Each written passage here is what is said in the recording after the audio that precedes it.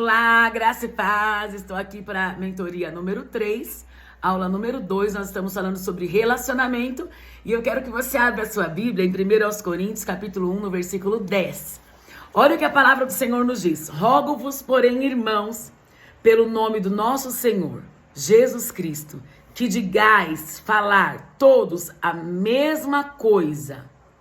Olha que direção específica o apóstolo Paulo está nos dando aqui, através da palavra de Deus, que nós todos devemos falar a mesma coisa. Eu quero dar uma paradinha aqui nesse versículo, depois nós vamos continuar, mas eu quero enfatizar aqui uma coisa muito importante. Às vezes você acha que você tem um relacionamento com alguém, e às vezes, falando de igreja, por exemplo, possa ser que você não esteja prosperando, e você pergunte assim, como ministério, né? Por que a minha célula não prospera? Por que a minha igreja não prospera? Por que os meus relacionamentos não prosperam? E aí é que tá.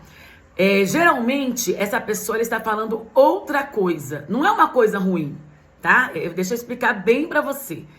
Não é que você decidiu falar palavrão ou falar contra a igreja, mas o não falar a mesma coisa é que tem trazido outro resultado. Tá dando pra entender?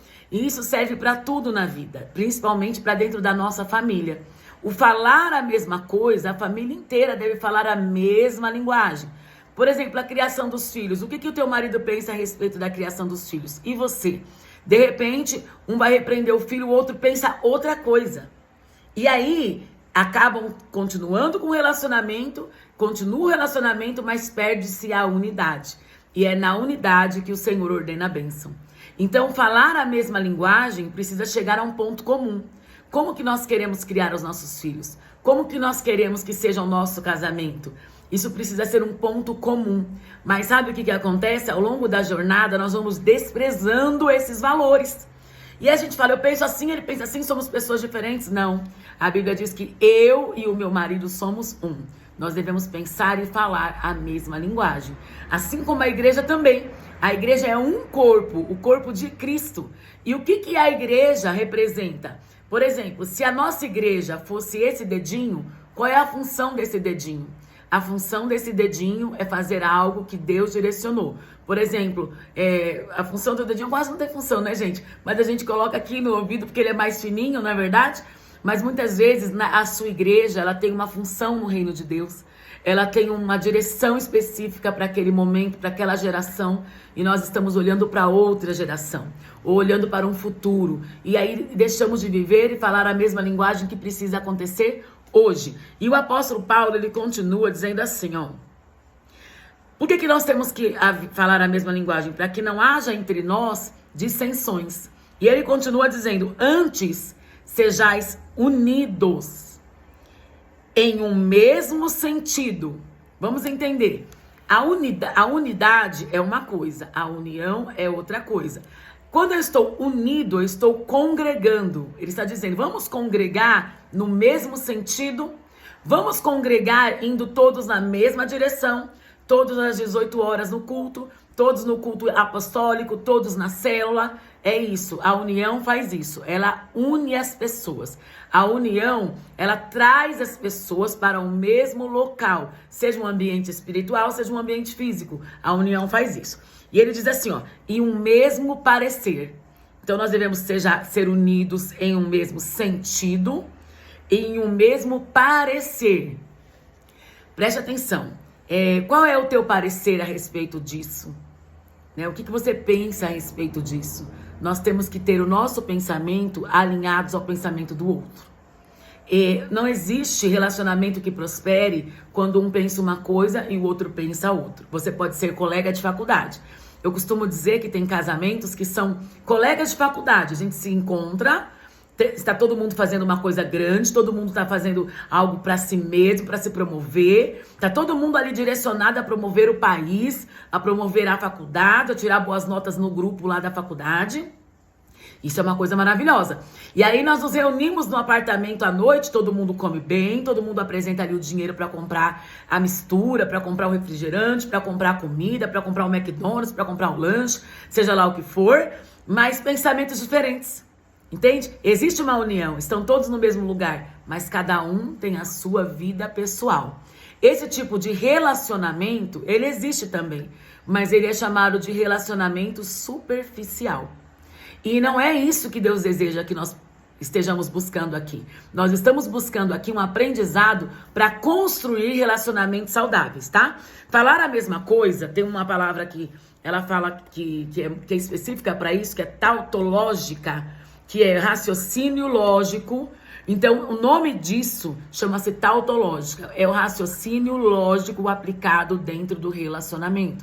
Nós precisamos observar que se eu quero me relacionar como Deus deseja, eu preciso ir para o princípio que Ele quer. E não apenas para o que eu acho. Você tá entendendo? Eu vou dar um exemplo de unidade. Unidade é assim, eu não aceito o seu crime, mas eu não te abandono quando você o comete. Isso é unidade. União é eu me afastar. Quando você cometeu o crime, eu me afasto, eu não quero mais esse relacionamento. Então isso chama-se desunião.